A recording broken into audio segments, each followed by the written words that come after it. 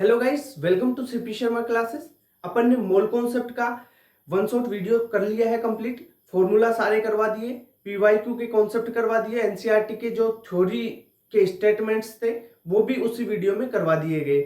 Something 1 घंटे और 15 minute का वीडियो था, उसमें सारी चीजें कंप्लीट करवा दी गई। सारे फॉर्मूलाज, मोलरिटी को मोलिलिटी में कैसे कन्वर्ट करते हैं, मोलिलिटी को मोलरिटी में, मोल फ्रैक्शन में कैसे कन्वर्ट करते हैं, सारे फॉर्मूला उसमें करवा दिए गए हैं। अब अपना नेक्स्ट चैप्टर आता है स्टेट ऑफ मैटर, जिसे गैसियस स्टेट आप बोलते हैं। वो चैप्टर अपन कंप्लीट करने वाले हैं यहाँ पे। इसमें भी वही प्रोसेस रहेगा, सारे फॉर्मूला करवाए जाएंगे, एनसीईआरटी के कॉन्सेप्ट करवाए जाएंगे, एनसीईआरटी के जो स्टेटमेंट टाइप क्वेश्चंस हैं या एसएस रीजन वाले क्वेश्चंस है, स्टेटमेंट क्वेश्चन है, वो स्टेटमेंट्स वगैरह वो भी यहाँ पे कवर करवाई जाएगी आपको। ठीक है, तो गैसियस स्टेट में अपन शुरू करते हैं गैसियस लॉज से। एक बात बताऊं तो अपन जो गैसियस लॉज पढ़ेंगे ना, उन लॉज में आपको एक चीज याद रखना है कि कौन सी टर्म वहां कांस्टेंट है। कांस्टेंट टर्म याद हो जाएगी ना तो आपके गैसियस लॉज आराम से सोल्व हो जाएंगे सारे। ठीक है, तो अपन शुरू करते हैं बॉयल्स लॉ से। ठीक है, देखो आपको बॉयल्स लॉ में याद रखना है कि इसमें टेम्परेचर होता है वो कांस्टेंट होता है, और साथ में आपको ये भी याद रख लेना है कि जो चार्ल्स लॉ होता है उसमें प्रेशर कांस्टेंट होता है। अब देखो, आपने आइडियल गैस इक्वेशन तो पढ़ी होगी, आइडियल गैस इक्वेशन। ये क्या होती है? ये होती है पीवी बराबर एन आर टी। ये आइडियल गैस इक्वेशन है। यहां पे पी प्रेशर है, वी वॉल्यूम है, एन है मोल्स है, आर गैस कांस्टेंट है और टी टेम्परेचर है। ठीक है, अब देखो यहां पे जो मोल्स को कांस्टेंट कर देते हैं अपन, मोल्स कांस्टेंट रखते हैं और आर कांस्टेंट है ही। अब देखो आपको तीन टर्म मिल गई यहाँ पे, प्रेशर, वॉल्यूम और टेम्परेचर। जो गैसियस लॉज है ना वो यहीं से चलेंगे, प्रेशर पे, वॉल्यूम पे और टेम्परेचर। इन ये तीन राशियां, इनमें से एक राशि कांस्टेंट करनी होगी और दो का रिलेशन निकालना होगा। कैसे? देखो, आपने बॉयल्स लॉ लिया, बॉयल्स लॉ में टेम्परेचर कांस्टेंट किया, इस टेम्परेचर को कांस्टेंट करते ही ये तीनों कांस्टेंट हो गई, यानी पीवी बराबर कांस्टेंट हो गया। तो यहां पे अपन लिख सकते हैं पीवी, प्रेशर और वॉल्यूम का जो मल्टीप्लीकेशन है वो कांस्टेंट हो गया। तो जो प्रेशर है वो वॉल्यूम के 1/v के प्रोपोर्शनल हो गया ना। ठीक है, अरे भाई जैसे अपन इस चार्ल्स लॉ के लिए लिखे तो यहाँ पे प्रेशर कांस्टेंट करना था अपने को, यहाँ पे इस प्रेशर को कांस्टेंट करते वॉल्यूम टेम्परेचर के प्रोपोर्शनल हो गया, ये वॉल्यूम टेम्परेचर के प्रोपोर्शनल हो गया। अगर इस टेम्परेचर को वॉल्यूम के नीचे लेके आते हैं, यहाँ पे v/t करते हैं तो वो कांस्टेंट होगी ना टर्म। वो सारी चीज बताऊंगा आपको। देखो तीन टर्म है, प्रेशर, वॉल्यूम और टेम्परेचर। क्योंकि मोल्स और गैस कांस्टेंट को तो अपन ने पहले ही कांस्टेंट कर दिया, अब इन तीनों में से एक को कांस्टेंट करना है और दो का रिलेशन निकालना है, यही गैसियस लॉज में करना है। तो कांस्टेंट देख लो कौन सा है। बॉयल्स लॉ में टेम्परेचर कांस्टेंट है, पीवी बराबर कांस्टेंट हो गया यहां से। ठीक है, P inversely proportional to volume आ गया आपके पास। तो यहां पे अपन इसके लिए क्या लिख सकते हैं, P1 बटा P2 बराबर V2 बटा V1। ये एक फॉर्मूला हो गया आपके पास। चलो ठीक है, यहां से ये फॉर्मूला आप कर सकते हो। अब देखो आपको यहाँ पे क्वेश्चन क्या आएंगे, कुछ रिलेशन आएंगे आपके पास, उनसे आपको ग्राफ बनाना पड़ेगा। अब देखो प्रेशर और 1/v का ग्राफ, प्रेशर और 1/v का, देखो यहाँ पे प्रेशर समानुपाती है ना 1/v के, सीधा प्रोपोर्शनल है 1/v के। मैं बात कर रहा हूं 1/v की, ओनली v की नहीं, 1/v की, तो सीधा प्रोपोर्शनल है। तो ये सीधी सरल रेखा, सिंपल लाइन होगी आपकी। ठीक है, अब देखो प्रेशर और वॉल्यूम में, प्रेशर और वॉल्यूम में रिलेशन देखो, प्रेशर इनवर्सली प्रोपोर्शनल है वॉल्यूम के, तो इनवर्सली प्रोपोर्शनल में आप कुछ इस प्रकार का ग्राफ बनाते हैं, पैराबोला टाइप।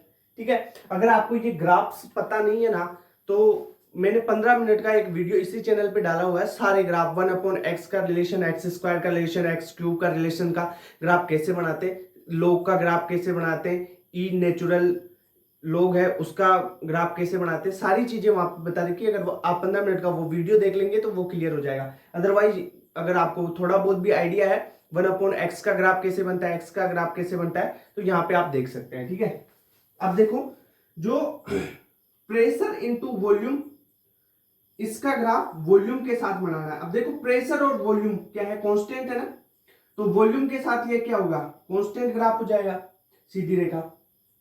ठीक है, वैसे ही प्रेशर और वॉल्यूम का प्रेशर के साथ भी कांस्टेंट वाला ही ग्राफ बनेगा।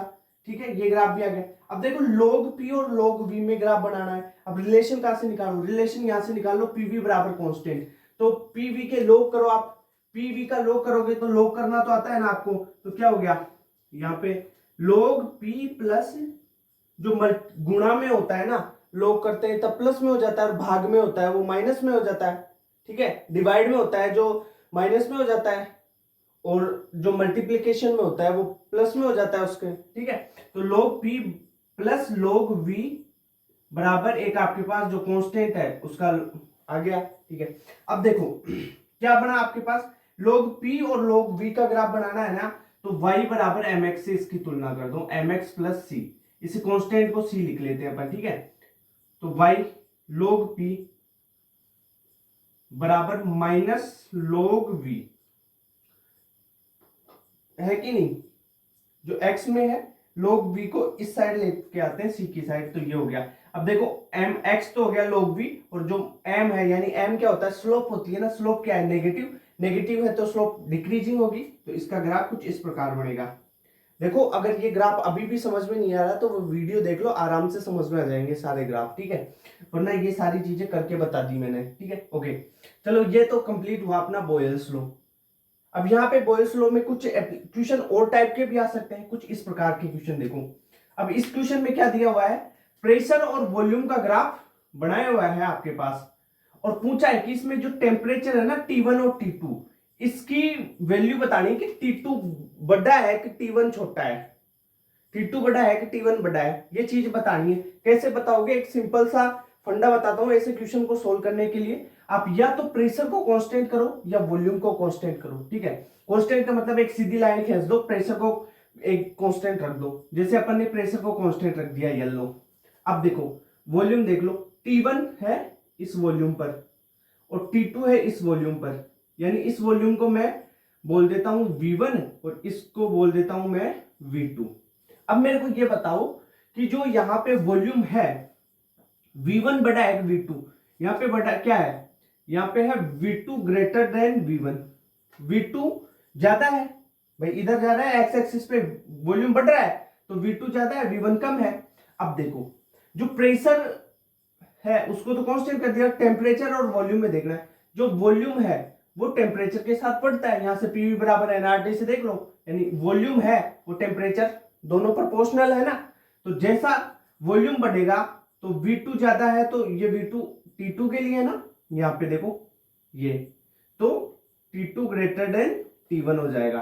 तो इस प्रकार इन क्वेश्चंस को सोल्व करोगे।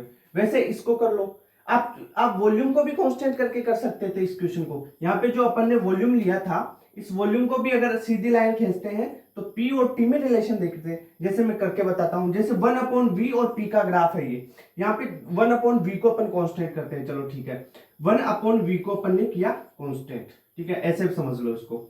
अब देखो यहाँ पे है, ये है P1, मान लो ये P2 प्रेशर है और ये प्रेशर है P1, है कि नहीं। अब देखो P1 बड़ा है P2 बड़ा है, ये बताओ, P2 ग्रेटर देन P1, यहाँ पे लिख लेते हैं अपन, इसको रब करते हैं, P2 ग्रेटर देन P1, चलो ठीक है। अब ये बात होगी। अब प्रेशर और टेम्परेचर, टेम्परेचर को बताना ना अपने को, तो ये प्रेशर को थोड़ी बताना है, टेम्परेचर का बताना है T2 T1 का। अब देखो T है ना, वो प्रेशर के सीधे प्रोपोर्शनल है, प्रेशर के सीधे प्रोपोर्शनल है, आइडियल गैस इक्वेशन से ही करना है इन क्वेश्चन को सारे। प्रेशर बढ़ेगा वैसे टेम्परेचर बढ़ेगा, टेम्परेचर अगर घटता है तो प्रेशर भी घटता है, यानी क्या होगा इसमें T2 greater than T1।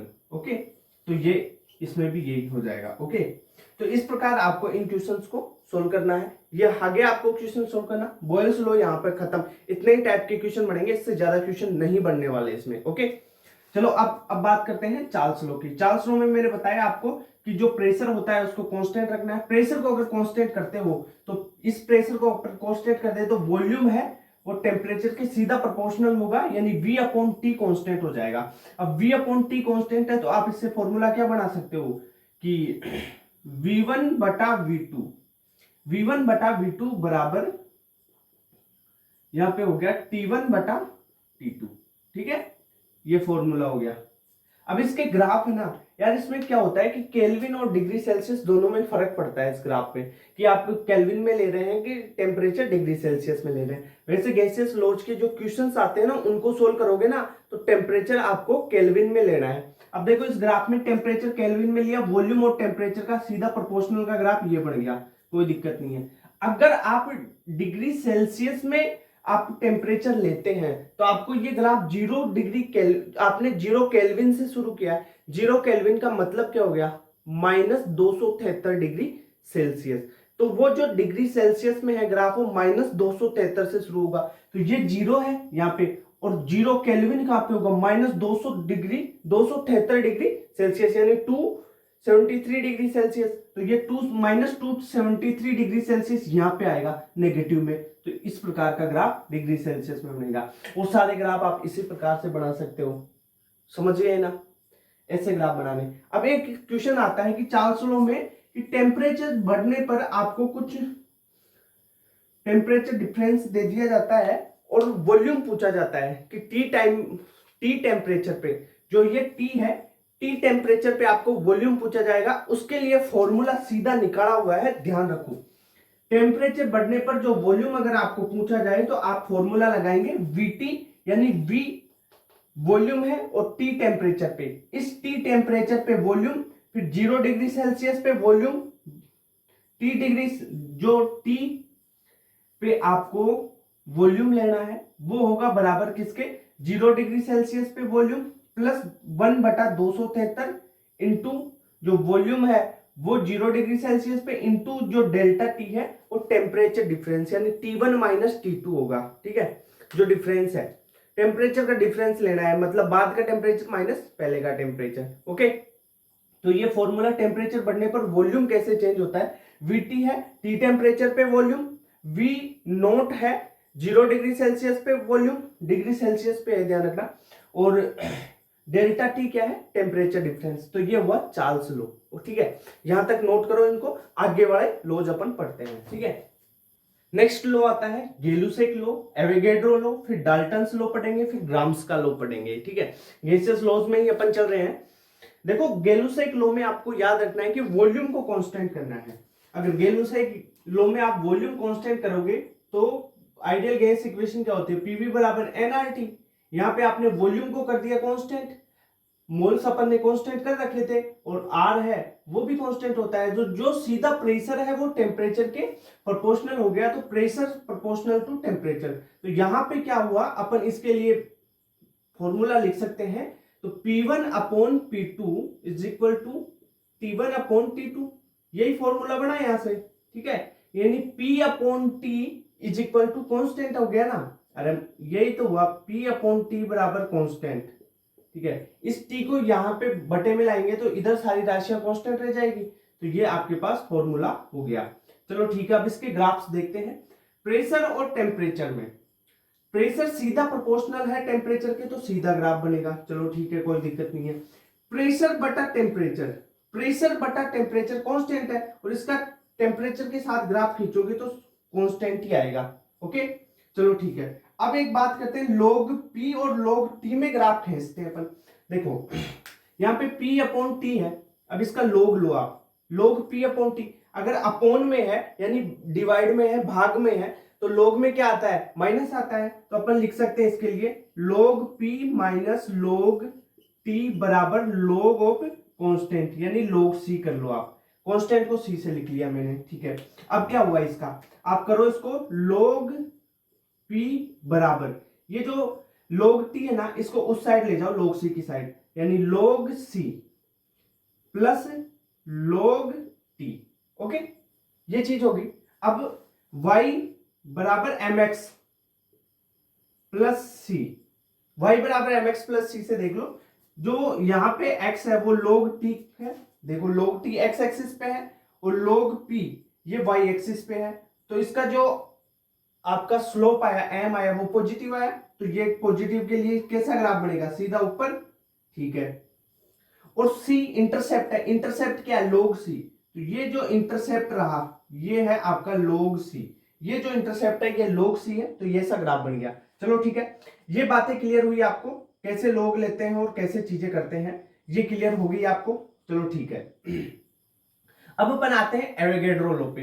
Avogadro law में आपको याद रखना है कि इसमें सेम टेम्परेचर और सेम प्रेशर पे बातें करते हैं। इसमें दो चीज कांस्टेंट रखनी है एवोगैड्रो लॉ में, टेम्परेचर को भी कांस्टेंट रखना है। कांस्टेंट का मतलब इसमें टेम्परेचर भी सेम रहेगा और प्रेशर भी सेम रहेगा। ये बात याद रखो एवोगैड्रो लॉ के लिए। सेम टेम्परेचर और सेम प्रेशर पे अपन वॉल्यूम, मोल्स और मॉलिक्यूल्स का रेशियो लेंगे ना। वॉल्यूम का रेशियो, मोल्स का रेशियो लो चाहे मॉलिक्यूल्स का रेशियो लो, वो सेम आएगा। यानी अपन बोल सकते हैं इसके लिए कि V1/N1 बराबर V2/N2। ये फॉर्मूला लगाओ, क्वेश्चन सोल्व करो। ठीक है, ये हो गया। स्टेटमेंट क्या है? सेम टेम्परेचर और सेम प्रेशर पे जो वॉल्यूम है उसका रेशियो लो, चाहे मोल्स का रेशियो लो चाहे मॉलिक्यूल्स ऑफ गैस का रेशियो लो, वो सेम आएंगे। ठीक है, ये बात क्लियर हुई? चलो आगे बढ़ते हैं। अब अपना आगे एक लॉ आता है Dalton's law of partial pressure. इस लॉ को डिटेल में अपन जो आपका लिक्विड स्टेट वाला चैप्टर है, सॉल्यूशन वाला चैप्टर, उसमें डिटेल से पढ़ते हैं। यहाँ पे एक ब्रीफ नॉलेज बता देता हूँ। इससे पहले मोल कॉन्सेप्ट में भी इसके बारे में एक थोड़ी सी हिंट और जानकारी बता चुका था कि मैं पीटी बराबर पीए प्लस पीबी होता है और मोल फ्रैक्शन वगैरह ये चीजें मैं यहाँ पे बताया था मैंने। ठीक है, चलो बात करते हैं Dalton's law of partial pressure में। जो कोई आपके पास सॉल्यूशन है, कंपाउंड है, उसमें एक तो ए और बी, सोल्यूट और सोलवेंट ए और बी है। ठीक है, दो ही कंपोनेंट है इसमें, बाइनरी सॉल्यूशन है, एक तो ए है एक है इसमें बी। तो जो इसका टोटल प्रेशर क्या होगा? ए का प्रेशर प्लस बी का प्रेशर। अब ए का प्रेशर क्या होता है? ए का प्रेशर होता है ए की मोल फ्रैक्शन और टोटल फ्रैक्शन, जो टोटल प्रेशर है उसके मल्टीप्लीकेशन के बराबर। जो एक्स ए है उसको क्या लिख सकते हैं आप? N A upon N A plus N B. N A क्या है? मोल्स, ए के मोल्स बटा total moles. N A plus N B यानी टोटल मोल्स कितने हैं, वो एक्स ए हो गया। और एक्स बी क्या होगा? एक्स जो एन ए है उसकी जगह एन बी कर देना है। चलो ये बात तो क्लियर हुई। अब देखो पीबी इसी प्रकार लिख लिया। अब इनमें एक रिलेशन निकाल लिया मैंने और फॉर्मूला पुट कर दिया। इस रिलेशन को आप याद रखो, सारे क्वेश्चन निकाल लेना। अगर आपको पी ए दे रखा है और एन ए पूछा है या डब्ल्यू ए पूछा है तो आप कैसे भी निकाल सकते हो। यहाँ पे देखो सिंपल मीनिंग बता देता हूं। पी का मतलब है प्रेशर, ठीक है। एक्स का मतलब है मोल फ्रैक्शन, ठीक है, ए की मोल फ्रैक्शन बी की मोल फ्रैक्शन। एन का मतलब है ए के मोल बी के मोल, ठीक है। डब्ल्यू का मतलब है ए का वेट, एम का मतलब है मोलिकुलर मास ऑफ बी, यानी मोलिकुलर मास बी ए का, फिर वेट है डब्ल्यू का मतलब। ये सारी चीजें क्लियर है ना आपको? ओके, चलो ठीक है। अब मेन इंपॉर्टेंट लो है अपना, इसको जो डाल्टन का पार्शियल प्रेशर है ये सॉल्यूशन चैप्टर में अपन डिटेल से करने वाले हैं इसको, ठीक है। नेक्स्ट है ग्राम्स लॉ ऑफ डिफ्यूजन। इससे क्वेश्चन भर भर के आते हैं, ध्यान रखना। इसमें एक रिलेशन होता है, जो डिफ्यूजन की रेट है वो मोलर मास है ना उसके रूट के प्रोपोर्शनल होगी, ठीक है, 1/, में, ठीक है, 1/√ऑफ मोलर मास। ओके, ये बात है। अब देखो डिफ्यूजन एक चीज होती है, इफ्यूजन। इफ्यूजन का मतलब एक आपके पास एक गैस है, उसको एक छोटे से पॉइंट वाले आपके पास छेद है, उसमें से आप उसको निकाल रहे हैं, तो वो हो गया इफ्यूजन। और डिफ्यूजन मतलब फुल, कोई मतलब बीच में दीवार वगैरह कुछ नहीं है, फुल ऐसे निकल रही है गैस, तो वो है डिफ्यूजन, ठीक है। यानी इसके लिए सिंपल सी अपन बात करें, मान लो ये रूम है, इस पे बीच में कुछ नहीं है, यहाँ पे गैसेज है और वो इधर सारी डिफ्यूज हो रही है, तो ये हो गया डिफ्यूजन, ठीक है। अगर आपके पास ये मान लो रूम है, यहाँ पे दीवार लगी है, इतना सा यहाँ पे एक पॉइंट का जिस तरह सा छेद बना हुआ है और यहां से कोई गैसेस इधर पास हो रही है, तो ये आपका इफ्यूजन में आता है, ठीक है। डिफ्यूजन और इफ्यूजन की बात आपने देख ली। चलो ये बात क्लियर हुई। अब देखते हैं अपन डिफ्यूजन के बारे में। जो ग्राम्स का लॉ है डिफ्यूजन के बारे में बात करता है, सीधा गुल मिल जाओ, ठीक है। मेन बात है इसमें एक फॉर्मूला आता है, रेट ऑफ डिफ्यूजन है 1/√ऑफ मोलर, जो मास है गैस का उसके प्रोपोर्शनल होगी ये बात। फॉर्मूला क्या है? आर का मतलब है रेट ऑफ डिफ्यूजन, यहां पे आर है rate of diffusion, rate of diffusion. Rate of diffusion 1/√m यानी मोलर मास है और 1/√d डेंसिटी। ओके, ये बात क्लियर हुई? चलो ठीक है। अब देखो आर का एक तो ये फॉर्मूला हो गया, दूसरे फॉर्मूले हैं जो रेट ऑफ डिफ्यूजन है डिस्टेंस ट्रेवल बटा टाइम टेकन के बराबर होगी, प्रोपोर्शनल बोल सकते हैं, बराबर बोल सकते हैं, कोई बात नहीं है, आराम से सोल्व होगा क्वेश्चन इससे। ठीक है, रेट है डिफ्यूजन की, वो वॉल्यूम कितना डिफ्यूज हुआ है बटा टाइम टेकन के बराबर होगी, या आप लिख सकते हैं नंबर ऑफ मोल कितने डिफ्यूज हुए बटा टाइम टेकन के बराबर हो सकती है। ये तीन फॉर्मूले इंपॉर्टेंट है, इनको लिख लो, याद करो। ठीक है, एक लास्ट फॉर्मूला है कि जो रेट ऑफ डिफ्यूजन है वो बराबर होती है प्रेशर इनटू एरिया बटा रूट एम। रूट एम का मतलब है जो मोलर मास गैस का है उसका रूट। ठीक है, यहां तक क्लियर हुआ। ये ग्राम्स लॉ ऑफ डिफ्यूजन, ये इसके जो फॉर्मूले है ना, इन पे क्वेश्चन भर भर के आते हैं, क्वेश्चन इन्हीं फॉर्मूलों से सोल्व होंगे आपके। ठीक है, एरिया, अगर एरिया का रिलेशन दिया हुआ हो तो जो रेट ऑफ डिफ्यूजन है वो एरिया के सीधे प्रोपोर्शनल होगी। अरे मतलब इसका कहने का मतलब ये है, आप मेरी बात सुनो, मैं बताता हूं आपको। अगर आपको सीधा कुछ चीजें कांस्टेंट करके पूछी जाए तो आप कैसे निकालोगे? निकालना क्या है, देखो ये रेट ऑफ डिफ्यूजन है आर, आर पूछा है, सीधा प्रोपोर्शनल होगा प्रेशर के, यानी अगर पूछा जाए R1/R2 बराबर P1/P2 कर देना, प्रोपोर्शनल ले लेना है, बराबर कर देना, कोई दिक्कत नहीं है। अगर पूछा जाए R1/R2 बराबर A1/A2, ठीक है, R1/R2 बराबर रूट M2/√M1। ठीक है, ऐसे ये फॉर्मूले बनेंगे ना, इसी से बन रहे हैं यार ये फॉर्मूले, ये देखो बनाना आता है नहीं, ये और लिख लो। तो ये हो गया डिफ्यूजन के लिए ग्राम्स का लो। ठीक है, यहां से क्वेश्चन आते हैं, ध्यान रखना। अब आगे नेक्स्ट पार्ट पे अपन चलते हैं। ओके, अब देखो मेरी बात सुनो, अपन बात कर रहे हैं काइनेटिक थ्योरी ऑफ गैसेस की और Maxwell Boltzmann distribution of speed के बारे में, वीआरएमएस वीएमपी सब के बारे में बात करेंगे। यहाँ पे अपन काइनेटिक थ्योरी ऑफ गैसेस के जो इंपोर्टेंट फॉर्मूला है वो निकल के आते हैं, पर मोल पर मॉलिक्यूल क्या होंगी वो सारे डिस्कस कर लेते हैं। तो पहले देखो काइनेटिक थ्योरी ऑफ गैसेस में काइनेटिक एनर्जी टोटल अगर आपको पूछी जाए तो आप क्या फॉर्मूला लगाएंगे? काइनेटिक एनर्जी टोटल बराबर 3/2 nRT। यहाँ पे के का मतलब है काइनेटिक एनर्जी, एन है मोल्स, आर है आपका क्या यहाँ पे जो गैस कांस्टेंट है वो होगा, और टी का मतलब है टेम्परेचर। ठीक है, सिंपल सी बात होगी। अगर आपको काइनेटिक एनर्जी पर मोल पूछी जाए, क्वेश्चन में दिया हुआ हो कि काइनेटिक एनर्जी पर मोल आपको बताना है, तब पर मोल के लिए आप काइनेटिक एनर्जी क्या यूज करेंगे? Kinetic energy per mole is equal to 3/2 RT। यहाँ पे जो ये मोल्स है तो पर मोल के लिए मोल का भाग देना पड़ेगा, तो ये एन है ना, मोल है ना, वो कट जाएंगे, तो आपके पास आ जाएगा 3/2 RT, और यही इसकी एवरेज हो जाएगी। ओके, ये बात क्लियर। अब पूछी जाए आपके पास काइनेटिक एनर्जी पर मोलिक्यूल। अब देखो मॉलिक्यूल में कैसे निकालोगे? देखो मॉलिक्यूल्स के लिए क्या होता है, सबसे पहले काइनेटिक एनर्जी क्या थी आपके पास? 3/2 nRT। अब मॉलिक्यूल्स के लिए निकालना है तो Na का भाग देना पड़ता है ना, अवोगाड्रो नंबर का। अब जो यहां पे अपन बात करें, जो ये R और Na है, ये हो गया आपके पास K, जिसे वोल्टमान कांस्टेंट बोलते हैं। ठीक है, तो वो जो वोल्टमान कांस्टेंट है उसकी वैल्यू के होती है, और ये फॉर्मूला निकल के आता है कि काइनेटिक एनर्जी पर मॉलिक्यूल, यहां पे आराम से देखो कि ये है पर मॉलिक्यूल, काइनेटिक एनर्जी पर मॉलिक्यूल होती है 3/2 kT। के का मतलब है वोल्टमान कांस्टेंट, और के का जो वैल्यू है वो होगा 1.38 × 10⁻⁻23 joule kelvin inverse mole inverse. ठीक है, के होता है R/Na, सीधा आप भी निकाल सकते हो। आर है गैस कांस्टेंट और Na अवोगाड्रो नंबर, दोनों का भाग देंगे तो ये संख्या ही आएगी 1.38 × 10⁻⁻23 joule kelvin inverse mole inverse, चाहे आप भाग देके देख लो। ठीक है, ये बात हुई काइनेटिक थ्योरी के जो फॉर्मूले थे उनकी। अब अपन बात करते हैं Maxwell Boltzmann distribution of speed की। मैक्सवेल बोल्ट्जमान ने क्या दिया कि फ्रैक्शन ऑफ गैस मॉलिक्यूल और स्पीड का एक ग्राफ बनाया, रिलेशन दिया, और उसमें जो स्पीड है उनको डिनोट किया इसने। ये है fraction of gas molecule Y axis पे, और एक्स एक्सिस पे इसने दे रखा है स्पीड के बारे में। तो एक ग्राफ बना, इसमें ये जो टॉप मोस्ट पॉइंट पे है मोस्ट प्रोबेबल वेलोसिटी है, ये है जो एवरेज वेलोसिटी, और यहाँ पे जो रूट मीन स्क्वायर वेलोसिटी है वो ये है। ठीक है, यानी VMP, ये V एवरेज और VRMS।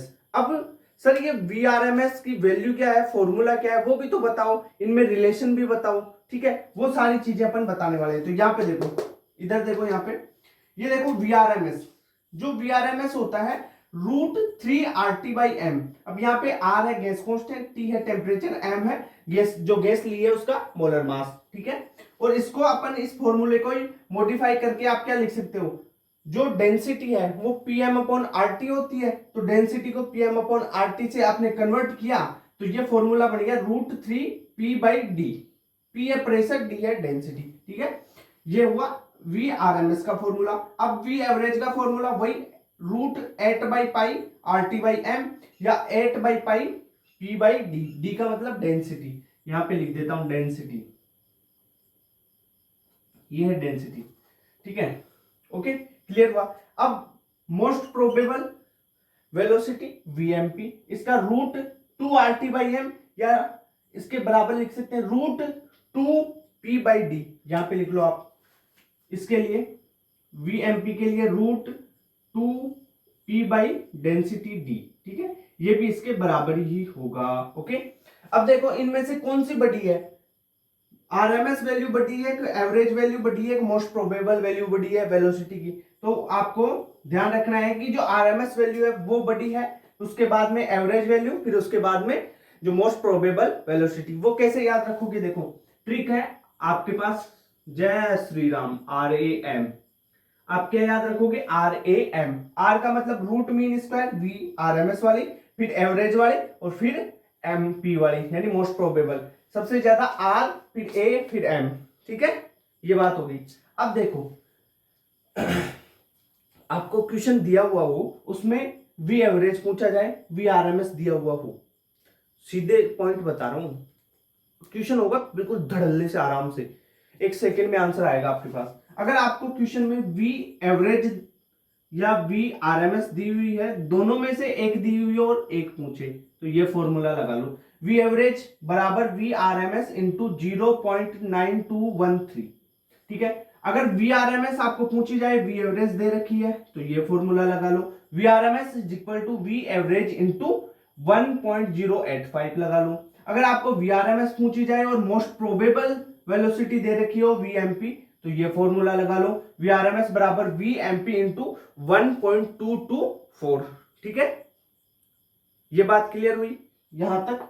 तो ये थी आपकी काइनेटिक थ्योरी वाले फॉर्मूले सारे, और ये हो गए आपके जो मैक्सवेल बोल्ट्जमान का डिस्ट्रीब्यूशन वाला कर्व था, वो ये हो गया। इसकी वेलोसिटीज की अपन ने वैल्यू भी देख ली, सारे फॉर्मूलेज निकाल लिए, ठीक है। देखो बात करते हैं, अपन आइडियल गैस की बात कर रहे थे और रियल गैस की। आइडियल गैस में अपन ने आइडियल गैस इक्वेशन से सारे लो, गैसियस लॉज वगैरह सब कुछ पढ़ लिया।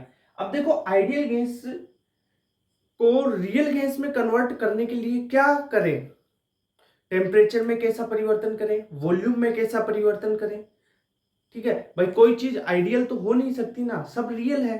तो जो आइडियल गैस होती है उसका जो इक्वेशन है वो PV बराबर nRT है। अगर रियल गैस के लिए अप्लाई करें तो ये लागू नहीं होता। रियल गैस के लिए इक्वेशन वंडरवाल इक्वेशन लागू होता है, और वो जो वंडरवाल इक्वेशन है वो है P प्लस AN²/V², फिर V में से NB माइनस करना है, बराबर nRT होगा।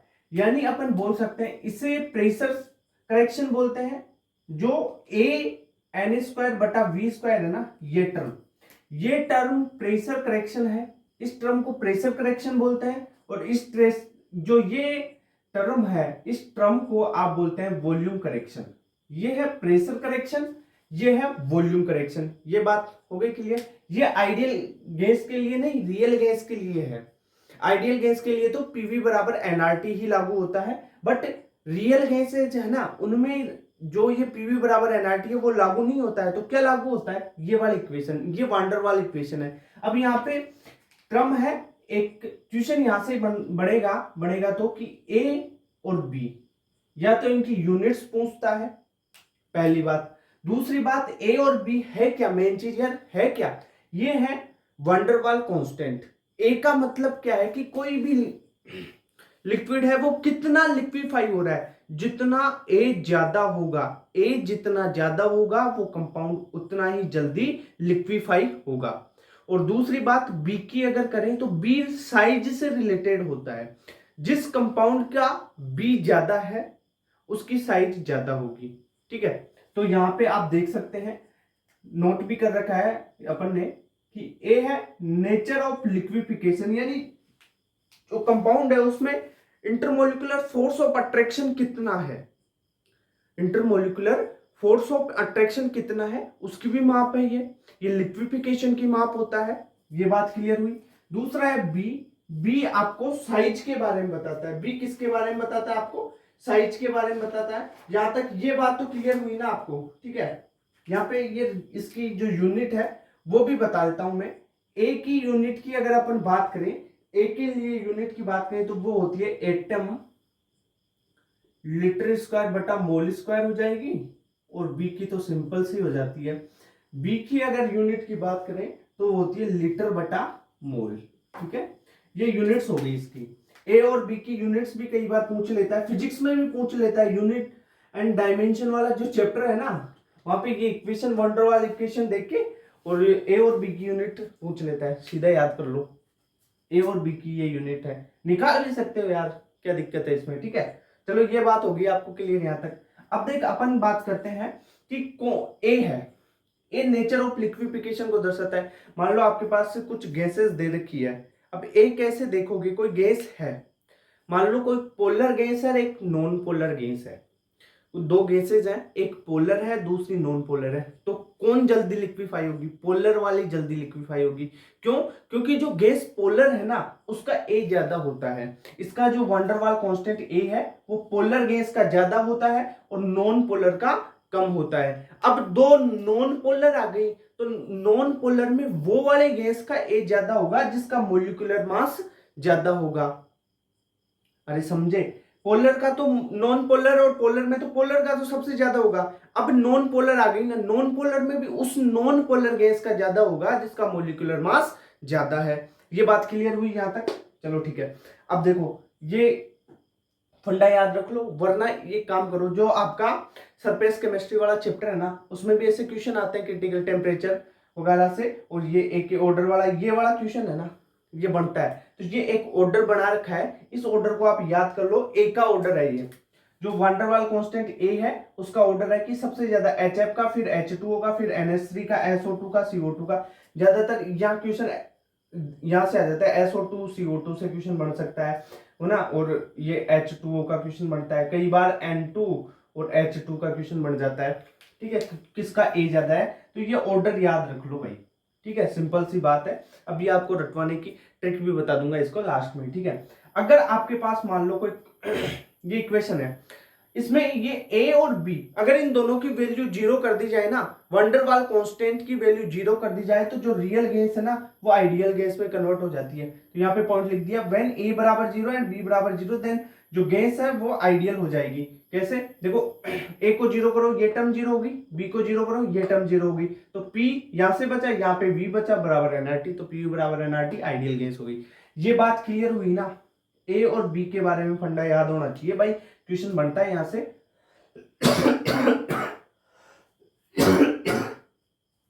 क्वेश्चन बनता है यहां से कि जो ए है वो है नेचर ऑफ लिक्विफिकेशन और बी है साइज को डिनोट करने वाला। आपको दो कंपाउंड दो गैसेस दे दिया जिसमें से एक का ए ज्यादा है एक का कम है, तो ज्यादा वाली ज्यादा लिक्विफाई होगी। अगर बी की बात करें तो जिसका बी ज्यादा होगा उसकी साइज ज्यादा होगी। तो ये पॉइंट इंपॉर्टेंट है भाई। ओके, ये बात होगी। अब अपन बात करें कंप्रेसिबिलिटी फैक्टर। कंप्रेसिबिलिटी फैक्टर कुछ नहीं है, पीवी बटा आरटी, पीवी बटा आरटी, जिसे अपन बोले तो कंप्रेसिबिलिटी फैक्टर होता है जो वॉल्यूम रियल गैस का है उसमें आप आइडियल गैस के वॉल्यूम का भाग दे दो, आपके पास कंप्रेसिबिलिटी फैक्टर आ जाएगा। यानी वॉल्यूम ऑफ रियल गैस बटा वॉल्यूम ऑफ आइडियल गैस, ये कर दो, आपके पास कंप्रेसिबिलिटी फैक्टर आ जाएगा। या इसे सीधा ऐसे भी नोट कर सकते हैं आप, जेड बराबर पीवी अपॉन आरटी। ओके, तो अपन बात करें कंप्रेसिबिलिटी फैक्टर की, तो इसे जेड से डिनोट किया है। वी आर का मतलब वॉल्यूम ऑफ रियल गैस बटा वॉल्यूम ऑफ आइडियल गैस। ये बात क्लियर हुई। जेड बराबर पीवी अपॉन आरटी, यानी P pressure, V volume, R gas constant, T temperature. ये सारी चीजें पता है ना, यहां पे लिख देता हूं। वी आर का मतलब है volume of real gas, okay, और वी आई का मतलब है वॉल्यूम ऑफ आइडियल गैस। चलो ठीक है, ये बात हो गई। अब देखो जो जेड है ये एक के बराबर भी हो सकता है, एक से कम भी हो सकता है, एक से ज्यादा भी हो सकता है। अगर जेड की वैल्यू, जो कंप्रेसिबिलिटी फैक्टर जेड है, इस जेड की वैल्यू, अगर इस जेड की वैल्यू 1 है तो पीवी बराबर आरटी हो जाएगा और ये हो जाएगा आइडियल गैस। अगर जेड की वैल्यू 1 के बराबर नहीं आएगी, यानी 1 से कम आ रही है, 1 से ज्यादा आ रही है, तो वो गैस होगी रियल गैस। अब एक बात, मेरी बात सुनो, क्वेश्चन आता है कई बार, जो बिहेवियर है रियल गैस का वो डिफरेंट कंडीशन में आपको पूछा जाता है कि प्रेशर कम है तब जेड क्या होगा, उसमें प्रेशर ज्यादा है तब क्या होगा, मॉडरेट लेवल पे क्या होगा। तीनों को बिल्कुल सिंपल तरीके से करके बताया हुआ है। इसको सोल्व करने का तरीका भी बता दूं। प्रेशर अगर लो है तो आप क्या करोगे, ए एन स्क्वायर बटा वी स्क्वायर को नेग्लेक्ट कर दोगे और एन बी को नेग्लेक्ट कर दोगे, तो इक्वेशन बनाओ हो ना, और फिर क्वेश्चनों को सोल्व करके आप ये वैल्यू निकाल सकते हो। ठीक है, समझ रहे हो ना कैसे निकालनी है। निकालने का तरीका इस रियल गैस वाले जो वंडरवाल इक्वेशन है इससे निकालते हैं। इसको कम प्रेशर पे क्या होगा, ए एन स्क्वायर बटा वी स्क्वायर नेग्लेक्ट हो जाएगा और एन बी भी नेग्लेक्ट हो जाएगा, तो बचा पीवी बराबर आर टी, तो जेड बराबर पीवी अपॉन आर टी हो गया। अब ये कंडीशन हो गई ना इसकी, ये है लो टेम्परेचर, लो प्रेशर पे, सॉरी लो प्रेशर पे। अगर बात करें हाई प्रेशर की, हाई प्रेशर पे जेड की वैल्यू होती है जेड बराबर 1 upon PB upon R T. यहाँ पे ये जो बी है, ये वाला बी है, ये साइज वाला, ठीक है, बी यहाँ पे दी होगी, वैल्यू दी हुई होती है, बी और ए और बी की वैल्यू क्वेश्चन में दी हुई होती है, आपको सीधा फॉर्मूला पुट करना है। अगर मॉडरेट लेवल के प्रेशर पे पूछे तो जेड बराबर 1 माइनस ए अपॉन आर टी भी हो जाएगा। अब देखो ये कंप्रेसिबिलिटी फैक्टर जेड के बारे में पढ़ा, इसका जो ग्राफ है ना वो भी अपन यहाँ पे चर्चा कर लेते हैं। तो यहाँ पे मैं इसका जो ग्राफ है वो भी आपको बता देता हूँ, एक मिनट इसको रजिस्टर करना पड़ेगा। जो ग्राफ है कंप्रेसिबिलिटी फैक्टर जेड का प्रेशर के साथ, वो अपन चर्चा कर लेते हैं उसकी, ठीक है, वो यहीं से इन्हीं इक्वेशंस से अपन सोल्व कर लेंगे। ओके, चलो अपन ग्राफ बना लेते हैं।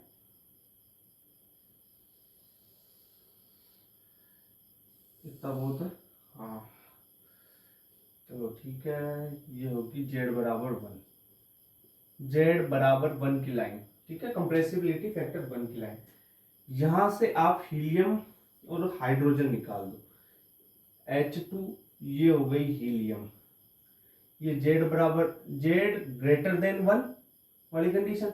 अब देखो यहाँ पे होती है CH4, ये है, ठीक है, अरे इतना नहीं होता, इसमें कम होता है घुमा ऐसे कर, अरे क्या बन रहा है, क्या बना रहा हूँ मैं, चलो ठीक है, ये हो गया, ठीक है, CO2 वाला बना देते हैं, ये CO2 का बना दिया अपन ने, है ना, और लास्ट में बनता है NH3 का, ये हो गया NH3 का।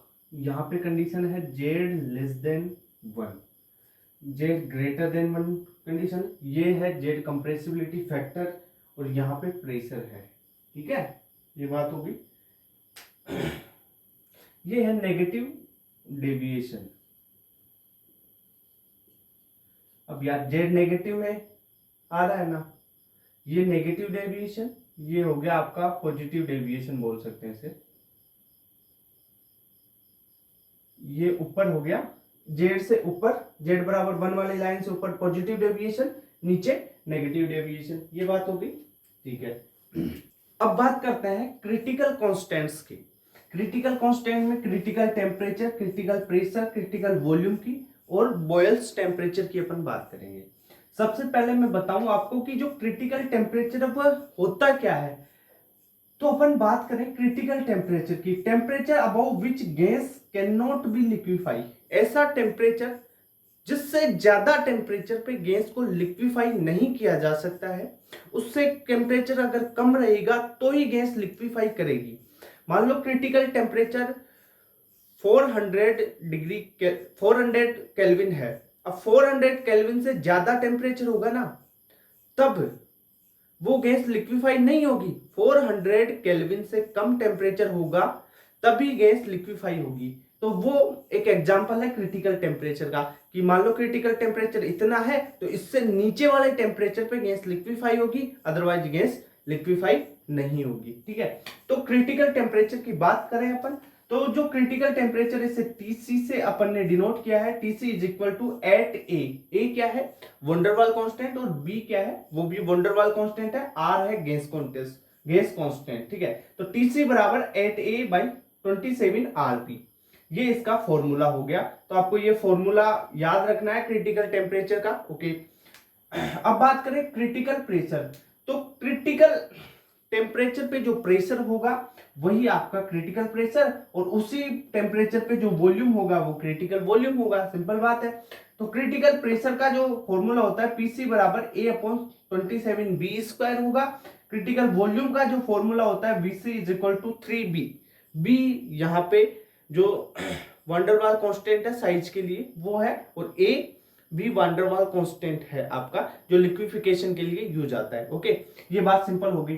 अब अपन बात करें बॉयल्स टेम्परेचर की।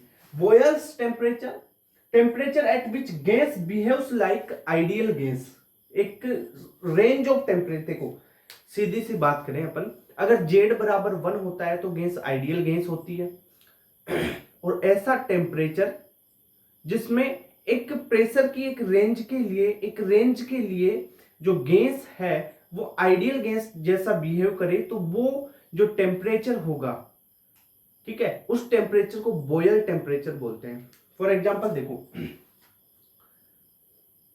ये अपन ने ग्राफ बनाया था जेड, और अपन जो ग्राफ है बनाते हैं यहाँ पे जेड बराबर 1 ले लेते हैं। ठीक है, अब बात करते हैं अपन, जेड बराबर 1 पे होती है आइडियल गैस, ये बात तो सबको पता है। तो ऐसा टेम्परेचर जिस पे गैस आइडियल गैस की तरह बिहेव करती है, मान लो ये है यहां तक, और इसके बाद में गैस डेविएट हो गई, ये देखो ये डेविएट हो गया, यहां से डेविएशन आ गया इसमें, ये यहां तक चला, उसके बाद में डेविएशन आ गया, तो ये है यहां तक ही तो क्रिटिकल जो आपका बॉयल्स टेम्परेचर है वो यहां तक ही तो रहेगा।